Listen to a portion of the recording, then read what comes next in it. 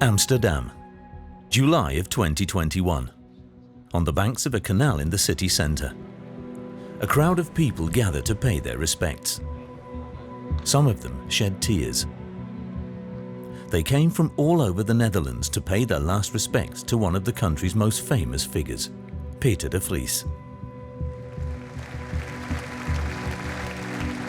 The star journalist of Dutch television, shot dead in the street a few days earlier. Peter de Vries was 64 years old, an investigative journalist specializing in criminal cases. For more than 30 years, he kept Dutch viewers on the edge of their seats with his hard-hitting investigations. Peter de Vries, misdaadverslaggever. U bent getuige bij een programma dat onthult wat politie en onderwereld altijd geheim willen houden, maar u toch moet weten. For several months, he'd been working on a story following an ultra-violent mafia that was operating in the Netherlands. There was a price on his head, but he refused police protection. His murder took place in the heart of Amsterdam. It's 7 p.m. Peter de Vries, in a light-coloured suit, leaves the studio where he recorded his program. He goes home. He doesn't know that the killers have been following him.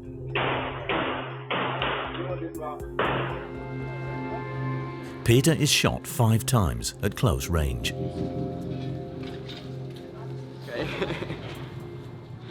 Voor Nederland zoveel heeft betekend en voor zoveel mensen iets heeft betekend en daarnaast nu gewoon slachtoffer is geworden waar hij juist zo hard tegen vechtte. En ja, daarom voelde ik wel gewoon de drang om hier naartoe te komen. It's really shocking, horrible that something can happen. Then you're back from work and then you shot. Wat denkt u dat dit betekent voor de Nederlandse samenleving? Ontwrichting. Ja. Ja, ik ben ook naar de plek van schietpartij geweest, 3 keer, 2 keer met bomen. Ik heb daar mensen gesproken.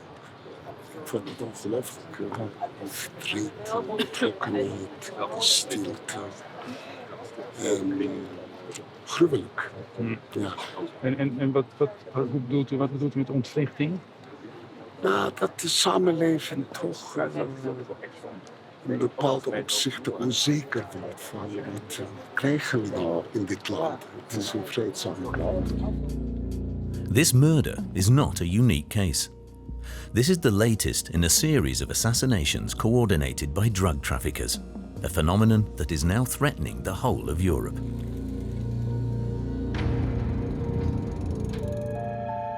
It seems hard to believe, but the Netherlands, with its tulip fields and windmills, is now the new playground of drug cartels. In less than 10 years, the Netherlands and Belgium have become the main gateway for cocaine into Europe. This is because the 2 largest ports on the continent are located here, Rotterdam and Antwerp. Thousands of ships from all over the world pass through every week. It's now estimated that between 50 and 80% of the cocaine consumed in Europe is hidden in these containers.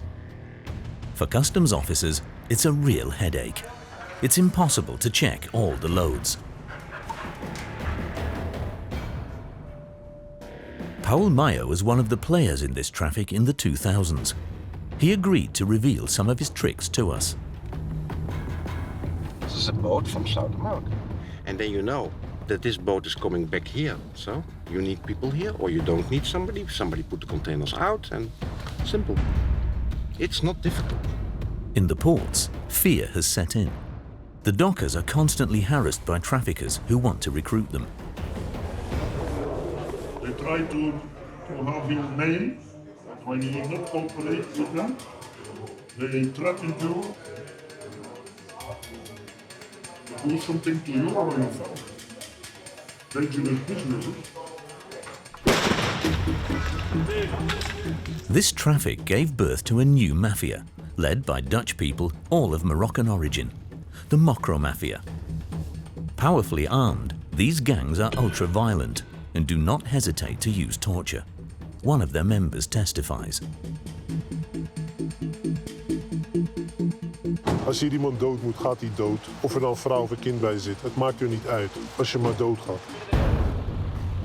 These drug traffickers feel invincible. Attacks on journalists, a murder of a lawyer. Even the Dutch Prime Minister is not safe from their threats. A terrifying prospect to end up on their blacklist. I'm protected by the Dutch military police, a special unit of them, a very professional unit. But I'm not allowed to say anything about how this protection is organized.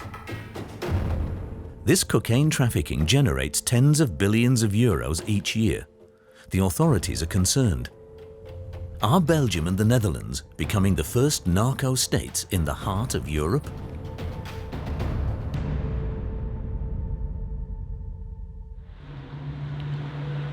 A suburb of Amsterdam, March 2022. The beginning of an extraordinary trial. A large police force was deployed around this building, which at first sight seems to be ordinary, but is in fact highly secure. A bunker. It has been specially designed for trials related to organized crime, with surveillance cameras, armored windows and permanently closed shutters. It's here that one of the most powerful bosses of the Mocro Mafia will be judged. He arrives in an armored vehicle. Ridouan Taghi, 44 years old. According to the police, he controls 30% of the cocaine traffic in Europe and has an estimated fortune of almost 100 million euros. Alongside him, 16 of his accomplices. They are being prosecuted for 6 murders and approximately 20 attempted murders. An intense trial. It's forbidden to film or even draw the faces of magistrates. Journalists follow the debates in a small room far away. According to Wouter Laumans, an expert on criminal cases, this trial is a first in the Netherlands. The prosecutors are now anonymous. They ask us not to write down their name, also of the judges, and it says something about the fear that's around the whole Marengo trial. In the courtroom, protected by bulletproof glass, the key witness of the trial. He's the former right-hand man of Ridouan Taghi. But since he agreed to collaborate with the police, there's been one death after another in his entourage. When they announced that they had a crown witness, within weeks his brother was killed, and later on his lawyer was murdered, and then Mr. Peter R. de Vries became his trust person, like his representative in the media, and he got murdered last summer. From the depths of his prison, Ridouan Taghi rains terror. The witness's first lawyer had been murdered at his home in front of his wife. Today, a new lawyer replaces him. He lives under close protection 24 hours a day, 7 days a week. He agreed to meet with us.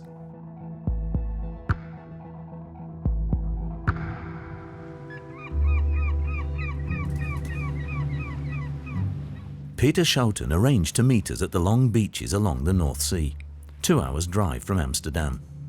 He's 65 years old and his life has changed with this trial. I'm now in the protection for a year, more than a year. How does it feel living like this? Well, it's a little bit to be like a package, but actually I'm proud I can do this job, and I would never let anybody intimidate me. It's important that a suspect has a lawyer, somebody has to do it. And for me it feels important that in a democracy we follow the rule of law. Military personnel in plain clothes are never far. The lawyer was a close friend of journalist Peter de Vries. Both had been informed by the secret services that they were on Ridouan Taghi's blacklist. We were discussing the dangers, the risks, and it was clear that we discussed the fact that one of us could be shot, but we, of course, didn't know who would be the first one. I told Peter that he was the biggest prize because he's very famous, and therefore it would create far more chaos than that it would be to kill me. While working on this trial, the two friends discovered how powerful Ridouan Taghi's organization was and how much of a threat it posed to the Netherlands.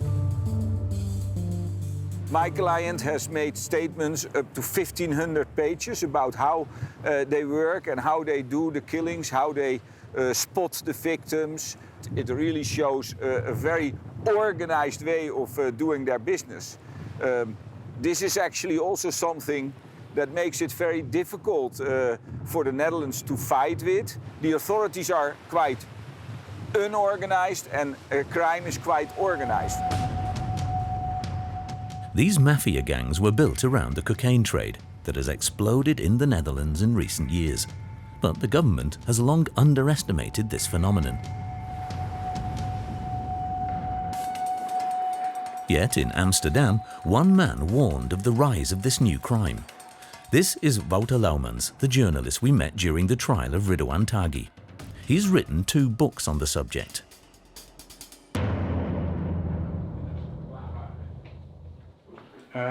The first one, Mocro Mafia. This was published in 2014. I sold about 140,000 copies we sold. The book became a social phenomenon and even inspired a fictional series on Dutch television. We wilden de school laten schrikken. Zij begonnen gek te doen. We moesten wel reageren. The Dutch witnessed the merciless war between gangs to take control of the cocaine trade.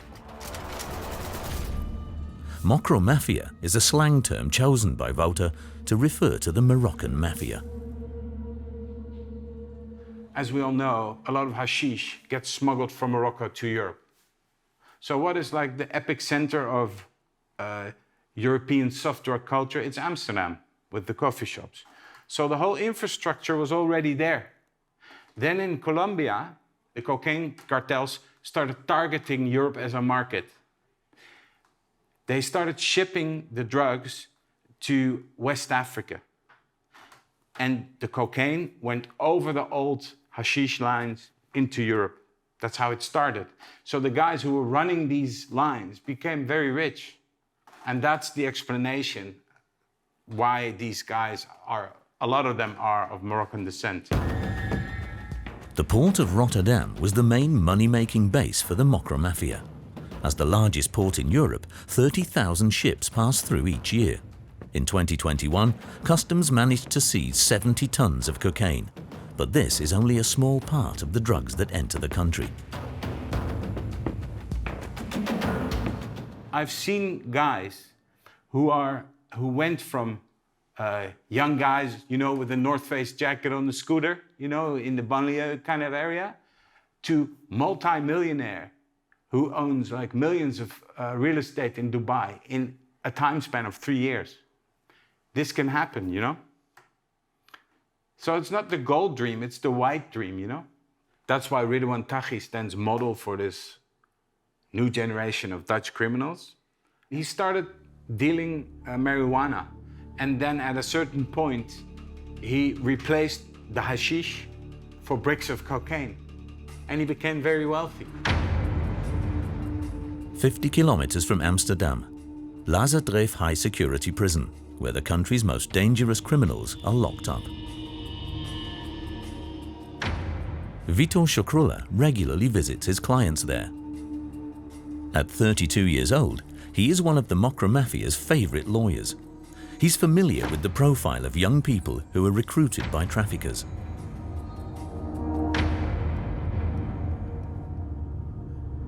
When you talk to these kind of guys, you find out that they don't have much in life. Sometimes they have a very, very bad childhood with a lot of violence, or they don't have anything, bad schooling, bad education, low intelligence, and they are very vulnerable and they are easy targets for guys in the underworld.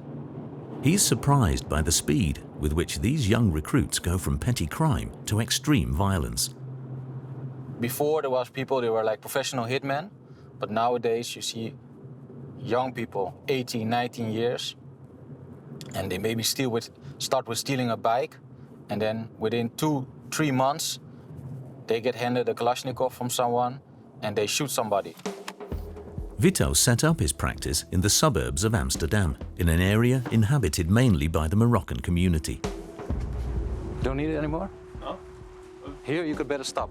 Sorry? To film here. Why should I be filming here? They're gonna kick you. They're gonna beat you. Okay, why? Why? Because they're criminals. They don't want the neighborhood to be filmed. Okay. The guys that live here, one of them, his brother got life imprisonment for shooting at police, so they don't care. If the police here, they always come to arrest someone with 3, 4, 5 cars because they're gonna get into a fight. It's not safe. Today, the Mocro Mafia accounts for half of his clientele. He built his reputation by getting one of their leaders acquitted. Ironically, his parents were fans of the film The Godfather, so they named him Vito in memory of Vito Corleone. The lawyer has noticed that the cases he has dealt with are getting increasingly violent, often with weapons of war. Like this raid on a house in the suburbs of Amsterdam, where the police discovered an arsenal.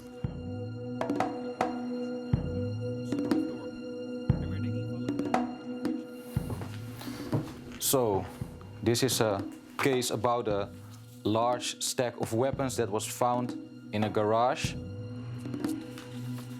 with machine rifles, AK-47, grenades, revolvers. Everything that you need to kill people can be found in these kind of garage.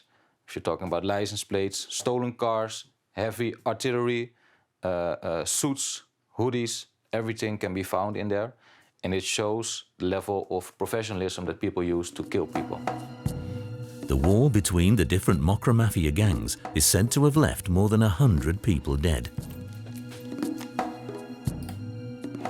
The amount of violence and the way that they use it is getting more and more extreme as to show who's tougher, that they want to show each other like, I'm the boss, I can come with more extreme violence than you, and as to just try to scare each other off. But the thing is that it keeps going on and on and on, and with beheadings and shooting people in broad daylight, even if they are with a baby or with the wife. So there's no rules in this game. Here are some examples of text messages sent by Ridouan Taghi to his men in the field.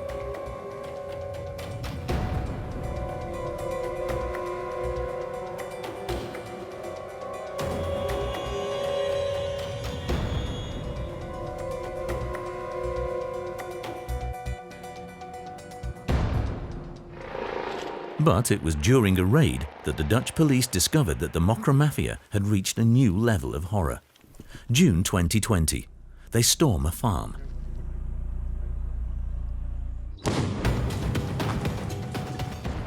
Law enforcement agencies discovered that it served as a rear base for a drug gang, a competitor of Ridouan Taghi. They inspect the rooms one by one.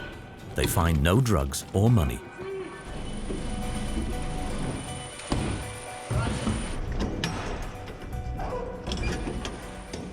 But in a garage, 7 containers transformed into a cell with soundproof walls and handcuffs fixed to the floor.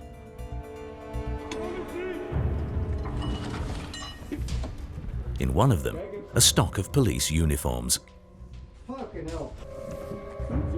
This container fitted out as a torture room, a dentist's chair with straps and handcuffs, and in the corner, pliers, pincers, and even a blowtorch.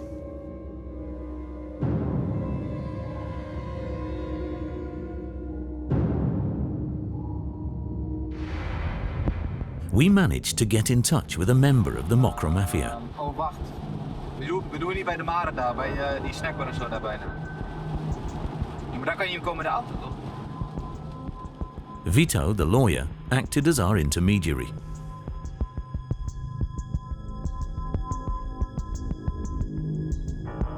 A meeting behind closed doors under a bridge in the suburbs of Amsterdam.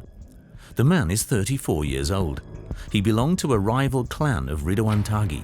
He was the boss's right-hand man. 20 years of Mocro Mafia under his belt. Problemen in de criminele wereld, zeg maar, als je jong bent, wil je snel geld verdienen. Je wilt mooie kleren, mooie auto's. Zo begin je bij de kleine dingen, een beetje stelen, dan ga je drugs verkopen. En voor je het weet zit je in de hoofdpijnwereld waar je niet terecht wilt komen. En dan is er eigenlijk geen weg terug bijna. Very quickly, the young recruits become soldiers, capable of killing on command to prove their allegiance. How much money is someone to get paid to kill somebody? Ik denk het goedkoopste wat je kan vinden is €4.000. Ik denk Het duurste ligt aan hoe belangrijk de persoon is. Dan kan het oplopen tot miljoenen. In Nederland is er geen eer en respect voor mensen. Als hier iemand dood moet, gaat hij dood. Of er dan een vrouw of een kind bij zit. Het maakt er niet uit als je maar doodgaat. What do you think about Ridwan Taghi? I have no answer of the question. But what's his reputation? Bad. Angry. How you say that? It's like a monster. A monster like a devil. People are still afraid of him even though he's in jail. Het is normaal. Hij heeft nog steeds zijn werkers lopen. Hij kan nog steeds mensen aansturen. Het is gewoon een hele machtige persoon met heel veel geld. Dus je moet heel goed uitkijken wat je zegt en wat je doet. Want hij laat je gewoon vermoorden als het moet. En hij ligt er niet wakker van. A few months after this interview, the Mocro Mafia attacked the highest level of the state.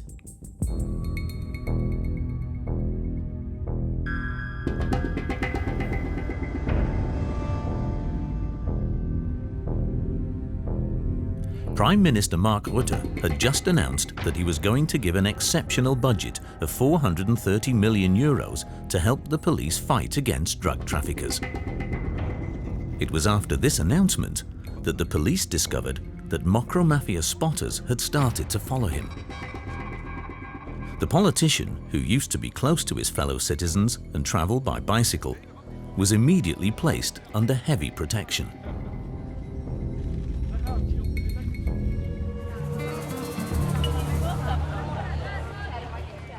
To organize the counterattack, the Netherlands turned to Italy, a country that has become an expert in the fight against the mafia.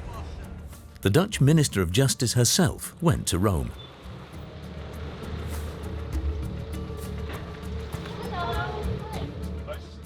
For 2 days, she met with magistrates and police officers specializing in the fight against organized crime. She improvised a press conference on the spot with the Dutch media. Je kunt je afvragen of wij allemaal in Nederland, van Nederlandse burgers, ons heel erg goed beseffen dat georganiseerde misdaad in onze straten zich afspeelt en zich ook heeft genesteld. Ik denk dat het goed is als we in Nederland ook minder naïef zijn en ook zien, die Italiaanse taferelen spelen zich gewoon af in onze straten. She was appointed Minister of Justice and Security only a few months ago. At 45, she has become the new face of the fight against the cocaine mafia. In Europe now, everybody discovers the strongness of the narco mafia. Do you think that Netherlands is in the front line now in Europe?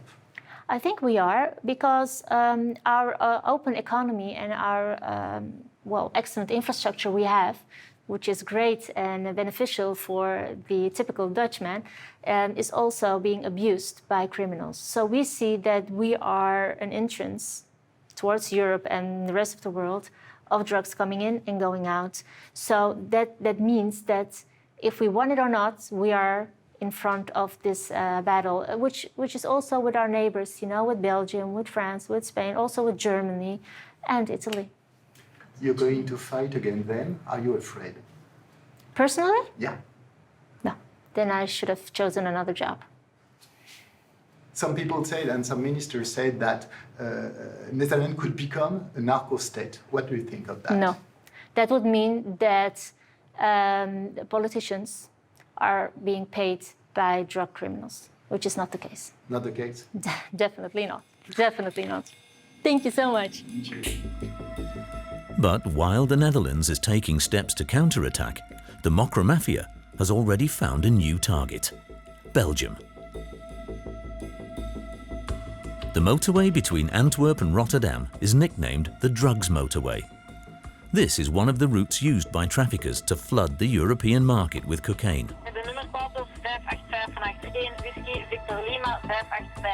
In an unmarked vehicle, Thierry is on the lookout.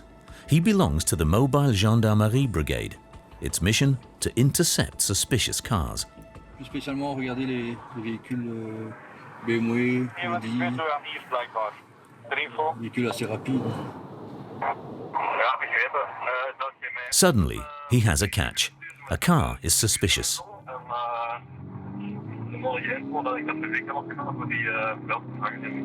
Qu'est-ce qui vous saute aux yeux là?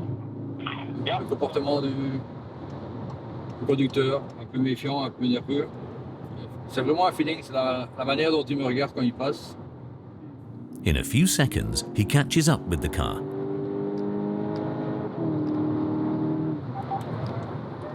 Vous êtes un acteur de Zwarte Polo, nummerplaat is. Anders zou ik het niet zien. Thierry was right. Le véhicule est connu déjà pour le transport de stupes. The car is escorted to a motorway service area. On that day, the Federal Police and Belgian Customs joined forces for a major operation.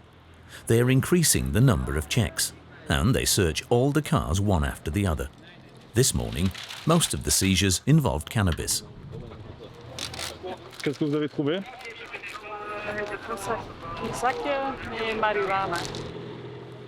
But also more unusual products, like these bottles of laughing gas.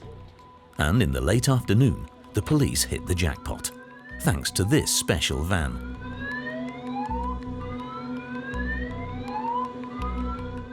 Inside, a mobile scanner allows the cars to be examined in real time and to find what could be hidden under the bodywork.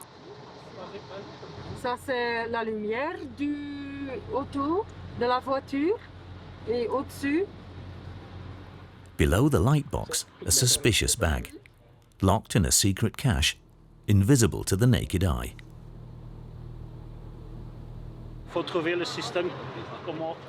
Bart Vertessen heads the Federal Police's anti-drug unit, and in 10 years of service, he has learned to outwit the ingenuity of traffickers.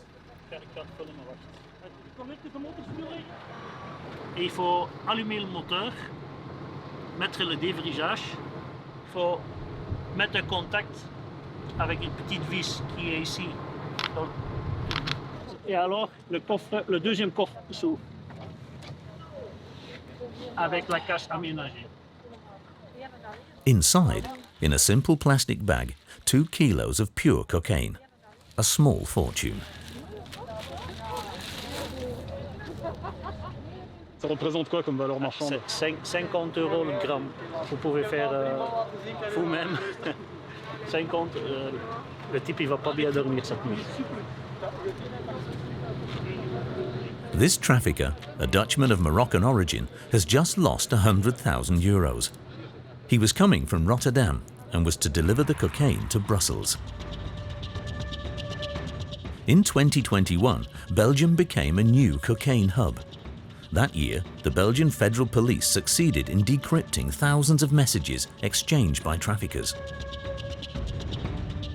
In a fortnight, they conducted more than 200 searches, seized 17 tons of cocaine and €1 million in cash. It was the Belgian federal prosecutor himself who announced the extent of the phenomenon on the news. La grosse majorité des messages qu'on a interceptés est relative au trafic de drogue. Et on a découvert un monde hallucinant avec des sommes gigantesques d'argent. Rien que ce qu'on a saisi, les 17 tonnes de cocaïne, ils ont perdu 2 milliards en 3 semaines. At the Brussels courthouse, federal prosecutor Frederik van Leeuw agreed to meet us. He still can't believe the amount of money generated by the cocaine trade. Il y a des sommes en jeu qui avoisinent parfois les budgets de certains États. On parle de milliards d'euros et avec ces milliards d'euros, il y a tout un circuit de corruption qui se met en place et puis les vies ne coûtent plus rien. The Belgian police have discovered a new type of crime that they are not used to. Gangs fighting for control over the cocaine trade. Murders, settling of scores, Kalashnikov shootings, and even grenade throwing, as in this footage captured by a surveillance camera in the city centre.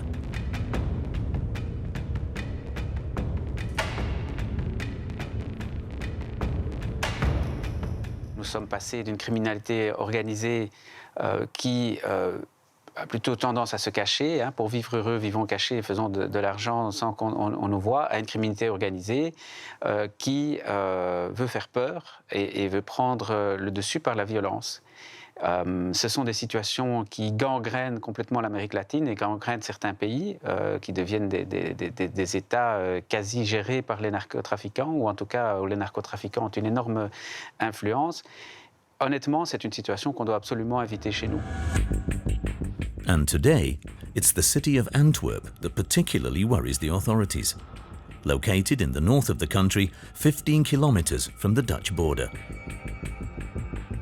Antwerp, the second largest port in Europe, a gigantic industrial zone that has become the Mocro Mafia's new playground. A headache for the Belgian customs officers. They are housed in this large dark building in the heart of the port. The fight against cocaine trafficking has become their main task. A tough challenge, checking the 12 million containers that pass through the port each year. Christian van der Weeren is the Federal Director of Customs. On va maintenant où le camion rentre sur notre site de vérification. In this war, he has a secret weapon. Every day, customs officers select containers, and they direct them into this long concrete box. In reality, a giant scanner. Within a few minutes, the load is X-rayed.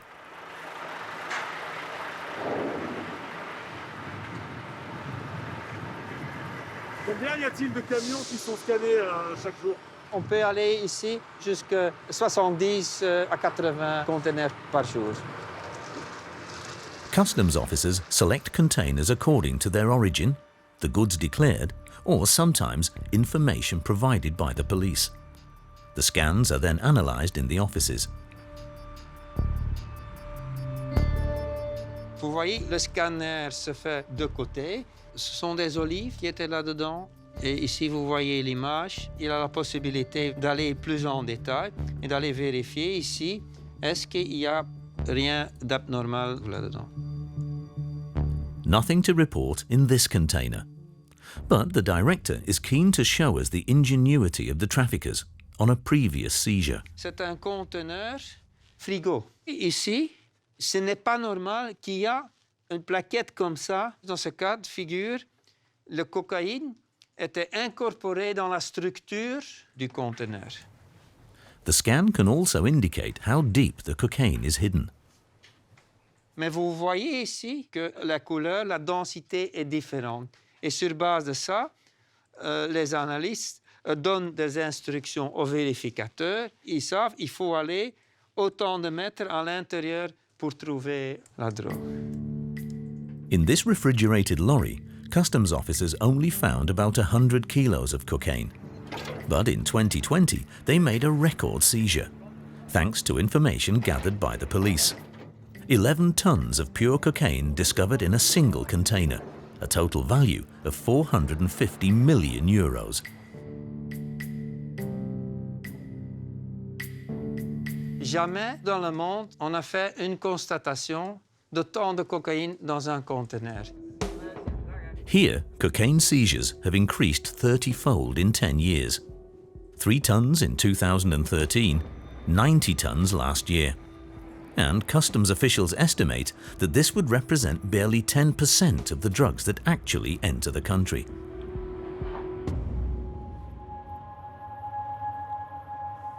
In Antwerp, one man knows all the secrets of the port. He met us at a cafe in the city centre. It's hard to imagine this man was at the heart of drug trafficking in the 2000s. When they ask me what is the best job for me, then I say smuggler, because everything is inside, in that time especially, because the parties, the money, but also, how you say, the pressure, it's exciting. Paul Meyer was the head of a smuggling ring. He was paid by traffickers to bring their cargo of drugs safely into the port of Antwerp. 20 years of criminal life. I know that people don't hear this, they don't want to hear this, and they want to see somebody who is saying now that I'm sad and I don't do it again. But I'm honest, it was a beautiful time. It was really a beautiful time. Okay, the product is not nice, I agree, I don't discuss also about that. So yes, I don't like it, but I miss the trafficking, all the things around smuggling. Yes, I miss. How much money did you make? A lot of money. A lot of money. Every 5 weeks, the turnover was 21 million, between 21 and 25 million euro every 5 weeks. And we make a lot of money. Yes, we make a lot of money. According to the courts, he and his associates earned more than 700 million euros before the Belgian police caught up with them. In 2007, he was arrested in Bangkok, Thailand, and then extradited to Belgium, where he was sentenced to 10 years in prison. Today, he's a free man. He claims he has gone into construction, but has forgotten nothing of the tricks he used to foil the customs officers. According to him, the port of Antwerp is a sieve. Yeah, here you can see, all this is, you see the water here is the port. It's incredible big, till Holland. Next to the historic centre of Antwerp, the port. It is huge, covering 135 square kilometres.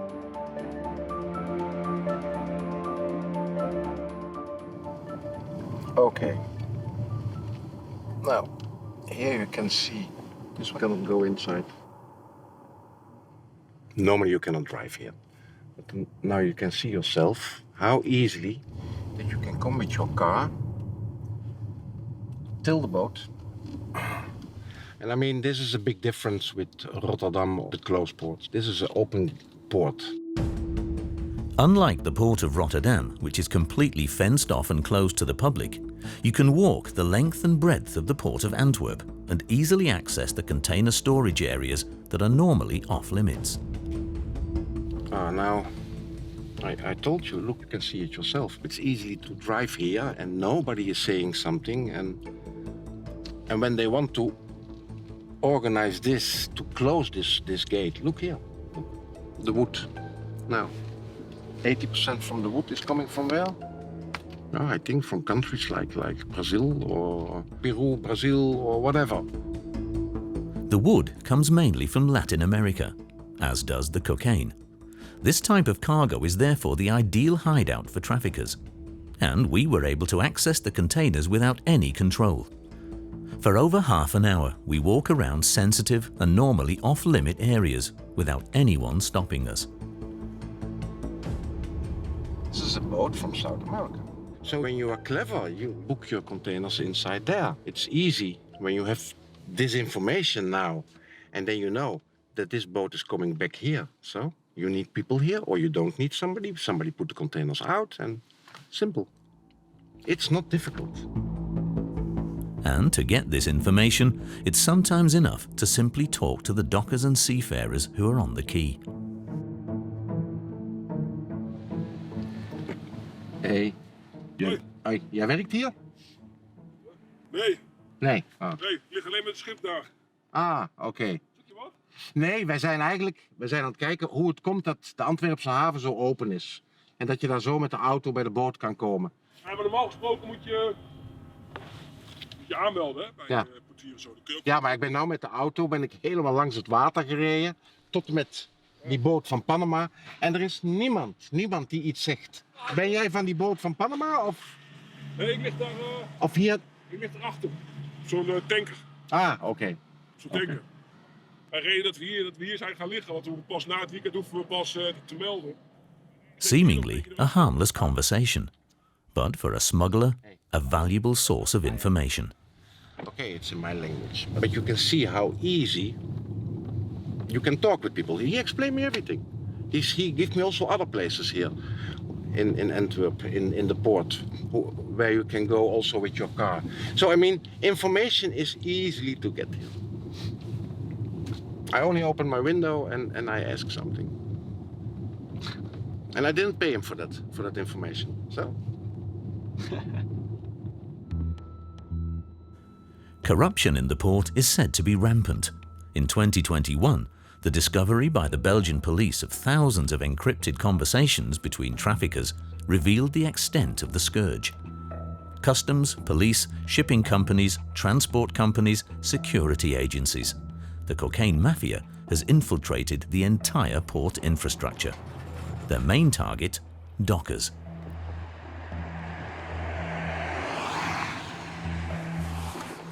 We went to the bars in the port where they are said to meet, with a hidden camera, as the subject is sensitive here.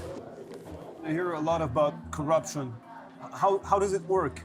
I mean, is there people coming to you and ask you for some money? They try to have your name, but when you not cooperate with them, they threaten you to do something to you or your family. Dangerous business. You better stay out. Huh? You better stay out of the business. When you are in, it's very difficult to get out. Do you know people who's...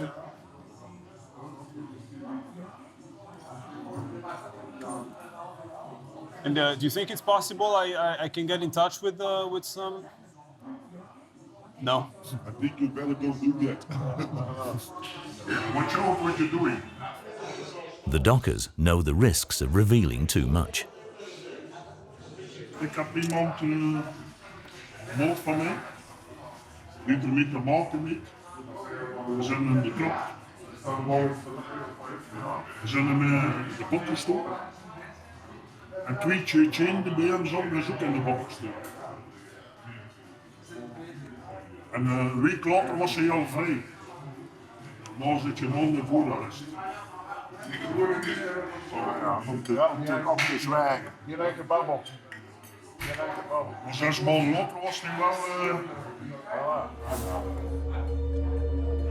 These threats are so frequent that the main dock workers union made a prevention clip to alert their members to the risks they take when working for the mafia.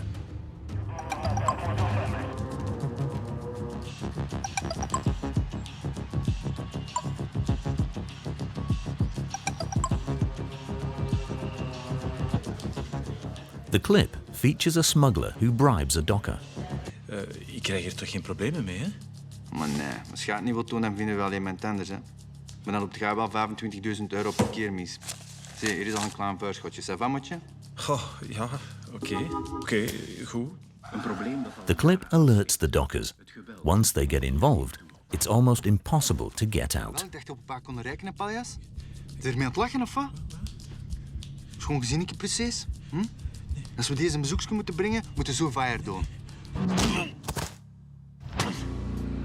For the traffickers, the dockers are an essential cog in the wheel.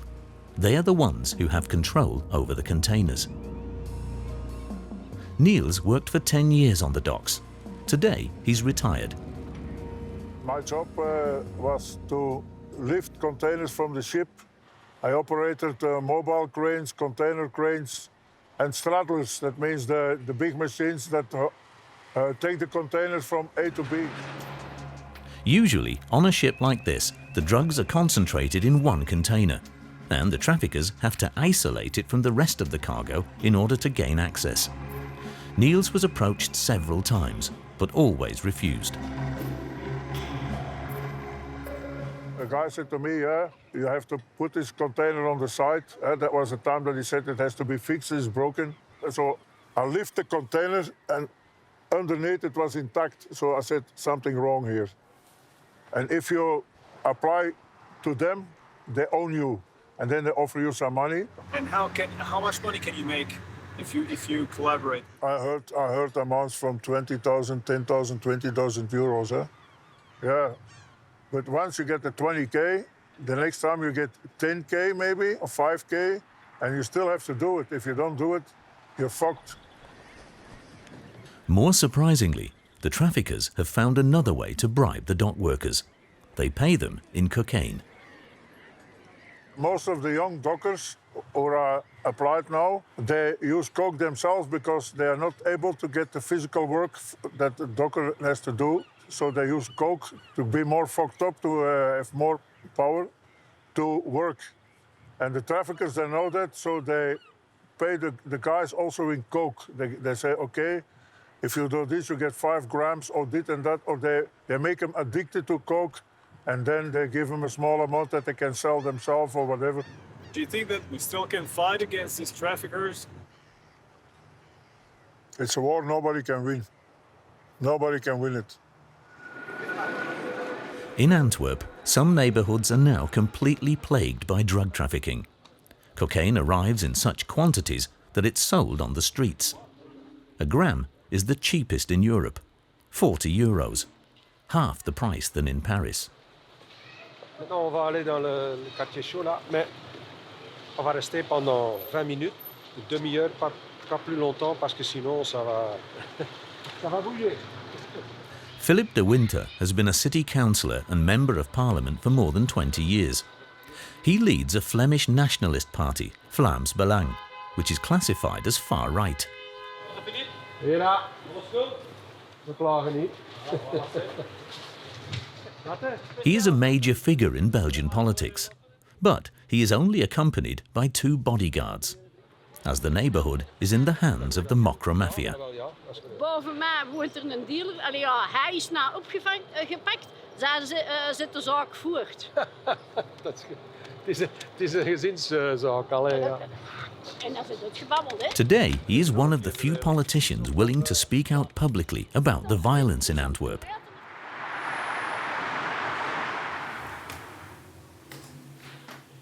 He wants to show us a scene filmed by a surveillance camera a few weeks earlier.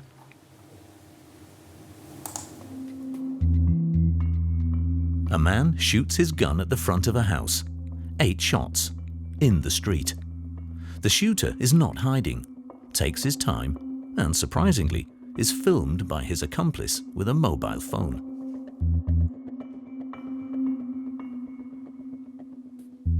Voilà, des incidents pareils, il y en a tous les jours, des tirs contre des maisons,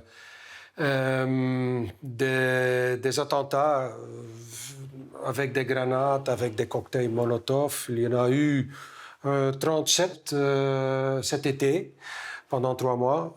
Presque tous les 2-3 jours, il y a un attentat. Ces quartiers sont devenus des quartiers du mafia. Vraiment, c'est le mafia qui règne. Tonight, Philip de Winter is due to attend the city council. Drug trafficking is on the agenda. This is a sensitive subject on which the mayor absolutely refuses to speak publicly. J'ai plusieurs fois essayé d'interroger le maire. Oui, il ne veut pas. Pourquoi les autres pouvoirs publics, les autres acteurs politiques Ils ne veulent pas des interviews avec des journalistes ou montrer la vérité dans ces quartiers parce qu'ils pensent que c'est une mauvaise publicité pour la ville d'Anvers. C'est l'omerta qui règne à Anvers, envers tout ce qui se passe avec le mafia de la drogue. Est-ce que certains politiques ont peur d'affronter le sujet? Évidemment, ils ont peur parce que c'est, soi-disant, parce que c'est du mauvais publicité pour notre ville, mais ils ont peut-être aussi peur parce que il y a des menaces, l'intimidation. Le maire a été intimidé et peut-être aussi des autres, on ne sait pas. Et moi aussi j'ai reçu des menaces, mais il faut les combattre maintenant que c'est encore possible. The city council takes place in the historic centre of Antwerp, in the majestic 16th century city hall. A solemn and formal setting. But this does not stop Philip de Winter from pounding his fist on the table. He has just learned that some of the majority councillors have suggested that since the war on drugs seems to be lost already, cocaine use should simply be decriminalised. And that makes him angry. Het criminaliseren van druggebruik ten aanzien van al diegenen die drugs gebruiken, cocaïne snuiven en weet ik veel wat, als een recreatief gebeuren. Daar moeten we paal en perk durven aanstellen. Waarom geen moreel appel van bekende Antwerpenaren, u op kop, om te zeggen het moet stoppen. U hebt bloed aan uw handen als gebruiker van cocaïne. Koop die cocaïne niet meer. U helpt en steunt de drugmafia. U bent rechtstreeks verantwoordelijk voor de aanslagen wanneer u cocaïne the mayor does not want to enter into the controversy of decriminalization. According to him, the city simply cannot win this war on drugs alone. We hebben bepaalde inspanningen binnen het korps rond drugs gedaan, korpsbreed en met gespecialiseerde eenheden. En die zijn heel succesvol. Dat zie je ook aan de criminaliteitscijfers. Maar de georganiseerde misdaad, die internationaal georganiseerd is, vaak vanuit Nederland wordt aangestuurd en door Antwerpse figuren vanuit het buitenland, die kun je met bestuurlijke politie niet raken. In Antwerp, cocaine trafficking is estimated to be worth 50 billion euros. This is the equivalent of 5 times the city's budget. The drug traffickers are now extremely rich, and as in Holland, they do not hesitate to attack the state directly. On the 24th of September, police in Brussels foiled an attempt to kidnap the Minister of Justice. This member of the government, who had issued arrest warrants against Mocro Mafia leaders based in Dubai, now lives under heavy protection, in an undisclosed location. Que la chose soit claire, si nous cédons aux criminels en tant que société, nous allons nous retrouver dans les conditions sud-américaines, c'est-à-dire dans un État narco où la mafia de la drogue est au-dessus des lois et dicte tout. Heureusement, ce n'est pas le cas chez nous et je suis sûr que ça ne s'arrivera jamais. Belgium and the Netherlands may not be on the verge of becoming narco states yet. But one thing is certain. The cocaine mafia has moved into Europe and is more powerful than ever.